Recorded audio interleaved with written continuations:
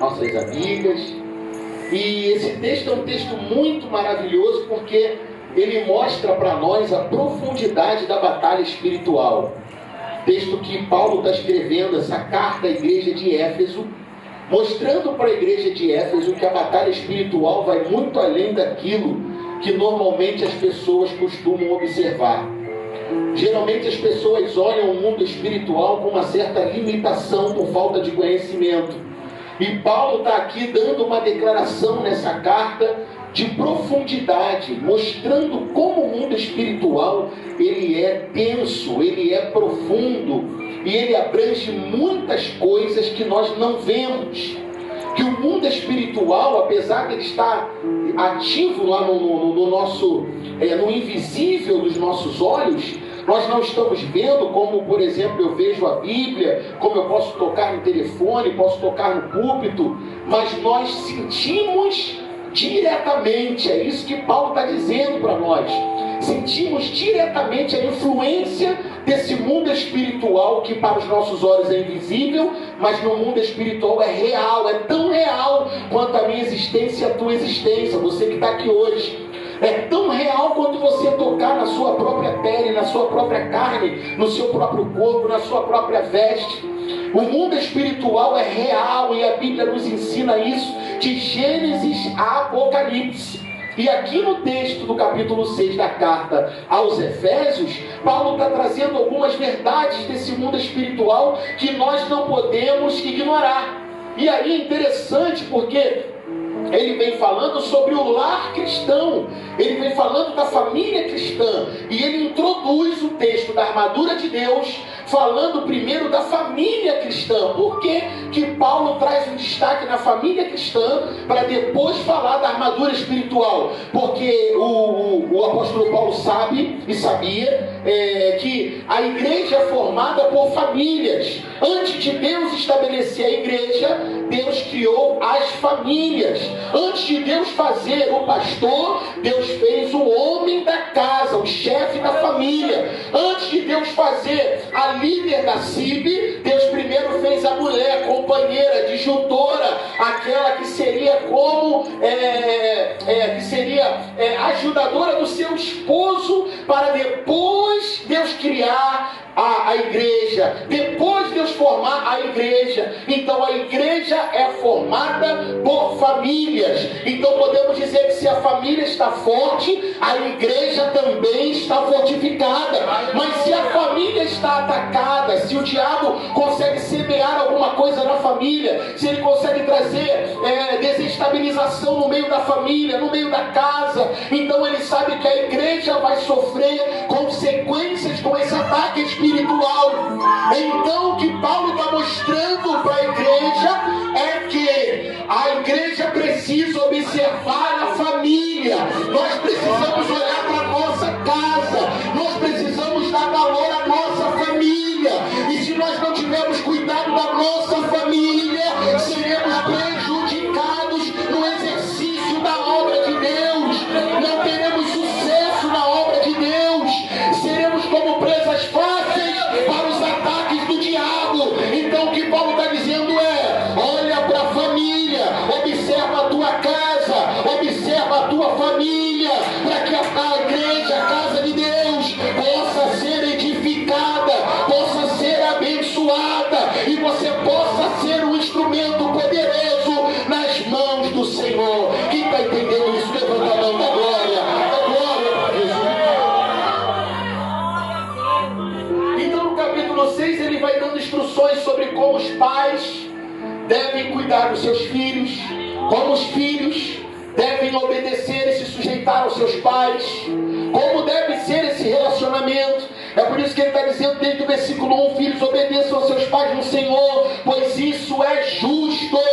E honre o seu pai e a sua mãe, que é o primeiro mandamento com promessa, para que tudo corra bem com você e você tenha uma longa vida sobre a terra. E vocês pais, agora para os pais, não provoquem os seus filhos a ira, mas tratem de criá-los na disciplina e na demonstração do Senhor. Paulo está introduzindo o assunto. O assunto é batalha espiritual. Diga comigo: o assunto é batalha espiritual. Diga assim, a batalha espiritual começa na família. Quem pode dizer amém? Meu Deus do céu. Coisas que às vezes a gente não percebe. A gente observa muitos estudos sobre a questão da armadura, o que cada parte da armadura faz, a função delas, que nós devemos buscar, mas a gente não observa o pano de fundo da mensagem, do que Paulo está dizendo para a igreja.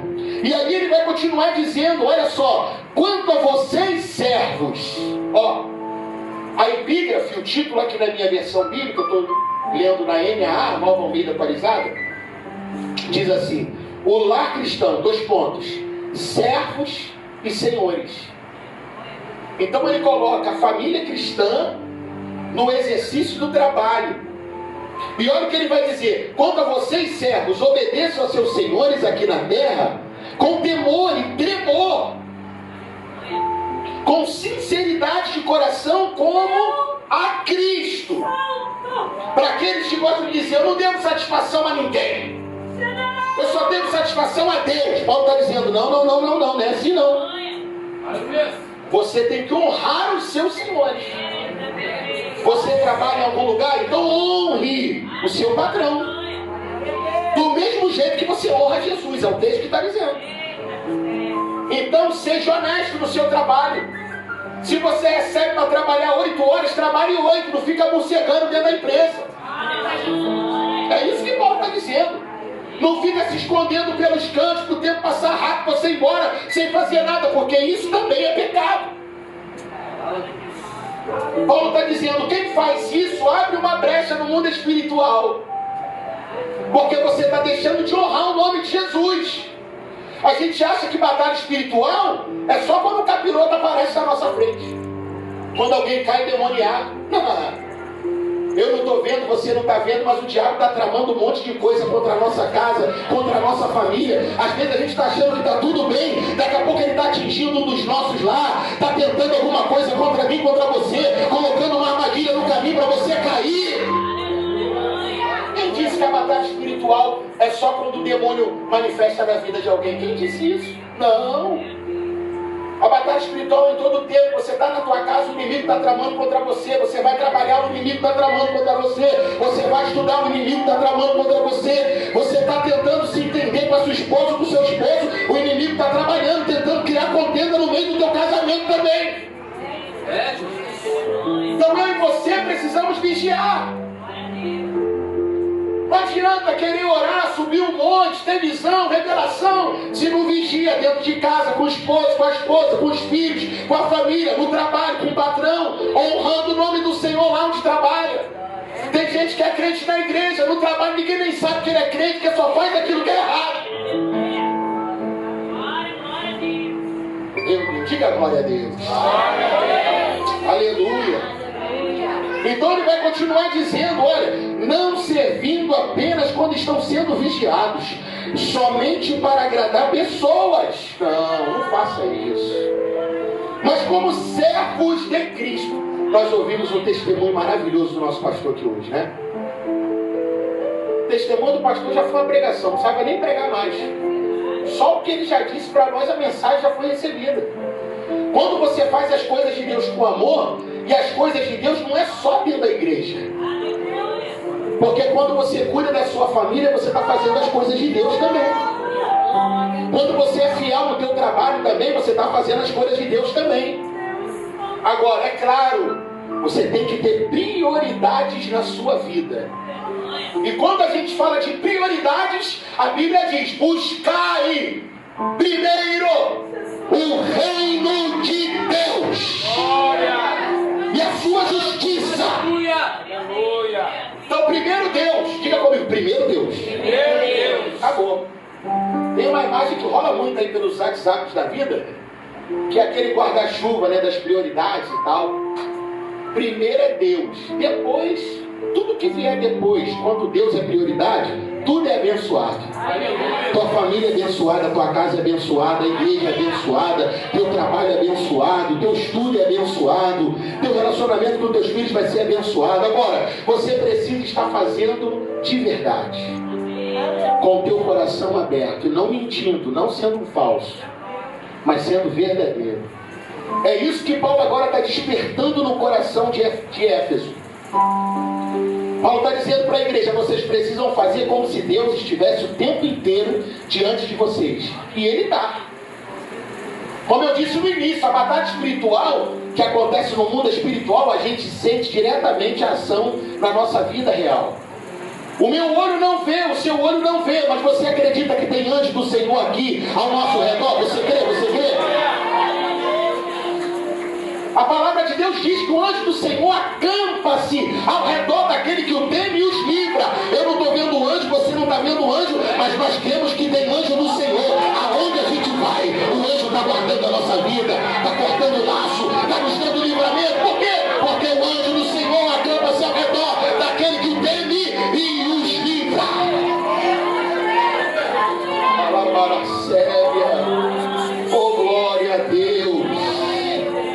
Então sirvam de boa vontade, como se estivesse trabalhando para Jesus e não para as pessoas, sabendo que cada um, se fizer alguma coisa boa, receberá isso outra vez do Senhor.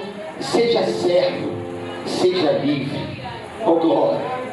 Para pensar, igreja, se o homem sabe recompensar alguém que lhe faz um benefício, quanto mais o nosso Deus sabe recompensar aos seus filhos que trabalham na sua obra com amor, com verdade, com dedicação, com carinho. Ele sabe recompensar a cada um, e a Bíblia diz que Ele recompensará a cada um segundo as suas obras. Aleluia! E é dentro desse contexto que ele vai falar de armadura de Deus. Depois que ele faz essa introdução da família, do trabalho, da nossa verdade com Deus, da nossa fidelidade com o Senhor e com a sua obra, aí ele entra: olha, quanto ao mais, sejam fortalecidos no Senhor e na força do seu poder. Diga comigo: está fortalecido na força do Senhor e no poder de Deus. Diga glória a Deus. Diga aleluia. Oh, glória. Paulo está dizendo: há uma forma de se fortalecer na força do Senhor. E aí automaticamente, se você olhar e pensar o texto ao contrário, é uma verdade também. Como assim, pastor? Se há como estar fortificado na força de Deus, há como você também está fraco sem a força dele. Na força dele somos fortes, mas sem a presença dele somos fracos. Diga comigo: com Deus estamos fortes. Diga: sem Deus estamos fracos. Quem pode dar glória? Quem pode dar aleluia? Por isso Paulo está dizendo: fortaleça a sua vida espiritual. Igreja, não facilite para o diabo. Não facilite, porque os ataques irão vir. E sabe quando eles irão vir? Quando você não estiver esperando. E é isso que Paulo está dizendo quando ele diz: a nossa luta não é contra carne nem sangue. Ele está dizendo: eu e você não guerreamos com seres humanos, não, mortais, limitados, naturais. Não. A nossa guerra é com seres espirituais, mais rápidos do que a gente, mais fortes do que a gente, estão em mais lugares ao mesmo tempo do que a gente, porque se deslocam com muito mais velocidade. Eles não têm corpo físico humano, são espíritos. Os demônios, Paulo está dizendo, é contra a principado, é contra a potestade, é contra a hoste da maldade dos lugares celestiais. Você não está vendo, mas os demônios estão vendo você 24 horas do seu dia. Ainda tem gente que peca e acha que não está acontecendo nada, que Deus não está vendo o pecado dele, que os demônios não estão vendo o pecado dele. O diabo, os demônios estão vendo o pecado de cada um, todo dia, toda hora, o tempo todo da nossa vida. Lembra dos filhos de Cefo? O que aconteceu com eles? Foram expulsar o demônio, chegaram lá e falaram: eu te repreendo em nome de Jesus que Paulo prega. O capiroto lá no lombo deles falou assim: olha, eu conheço Paulo que prega Jesus, conheço Jesus que Paulo prega, mas vocês quem são? Deu uma coça neles, deixou eles nus no meio da rua envergonhados, apanharam e ficaram nus.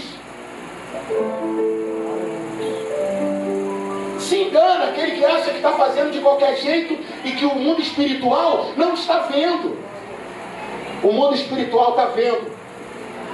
O bom nisso tudo é que do mesmo jeito que os demônios estão vendo tudo, Deus também está vendo todas as coisas. O nosso conforto, o nosso consolo nisso tudo é que Deus tem promessa para a vida de um servo fiel. Ele diz: eu darei a cada um segundo as suas obras. Então cabe a mim e a você fazermos a obra de Deus com amor, com carinho, com dedicação. Certamente Deus não deixará de recompensar a cada um de nós. Você crê nisso? Você crê? Diga assim comigo: falsidade. Não. Diga verdade. Sim. Eu lembro do texto que está no Evangelho de João, capítulo 14, versículo 6. O texto diz: disse-lhes Jesus: eu sou o caminho, e a. Olha só, Jesus se identificou com 3 coisas: o caminho, a verdade e a vida. Quando você está no caminho, você precisa andar na verdade, porque Jesus é a verdade. Quando você está no caminho e anda na verdade, é certo que você terá vida em Deus, e vida nessa vida, e vida em abundância na vida eterna com Ele. É promessa de Deus. Só basta eu e você estarmos alinhados com a palavra dele. Se eu e você cremos nisso, nós certamente seremos bem-sucedidos. E é isso que Paulo está chamando a atenção da igreja, e nós precisamos observar. O versículo 13 diz: por isso peguem toda a armadura de Deus, para que vocês possam resistir no dia mau. Diga assim comigo: dia mau. Dia mau. Diga forte, diga dia mau. Dia mau. Diga, todo mundo tem. Todo mundo tem. É isso. O dia mau é algo comum na vida de todo ser humano. O que é o dia mau? É um dia que você não acorda bem, um dia que você não tem vontade nem de orar. Quando acontece alguma coisa que te machuca, te fere, você perde a alegria por um tempo. Você levanta, mas você não tem força nem para poder glorificar a Deus. De repente está choroso, está chorosa. Bate aquele espírito de depressão terrível. E a gente fica naquela angústia. Parece que o nosso coração está angustiado. Meu irmão, minha irmã, tudo isso é batalha espiritual. Tudo isso tem remédio no mundo espiritual. Tudo isso, Deus tem a resposta para tudo isso. A palavra de Deus é perfeita, é maravilhosa, é linda. Então ele está dizendo, para você resistir esse dia, que é o dia mau, você precisa estar vestido com a armadura de Deus. Glória a Deus. Revestido dessa armadura, você vai resistir ao dia mau. E o que é a armadura de Deus? Armas espirituais de Deus, que Ele forneceu, que Ele deixou à disposição da igreja. Tem igreja do Senhor aqui nessa noite? Tem igreja? Tem uma armadura especial reservada para você. Tem uma roupa de proteção espiritual reservada para você. É para você, para a tua família, para a tua casa, para você guerrear no mundo espiritual, para você não batalhar com a força do teu braço, mas tem uma força especial de Deus, separada e preparada, reservada para você. É para você, é para você. Toma posse dessa armadura nessa noite.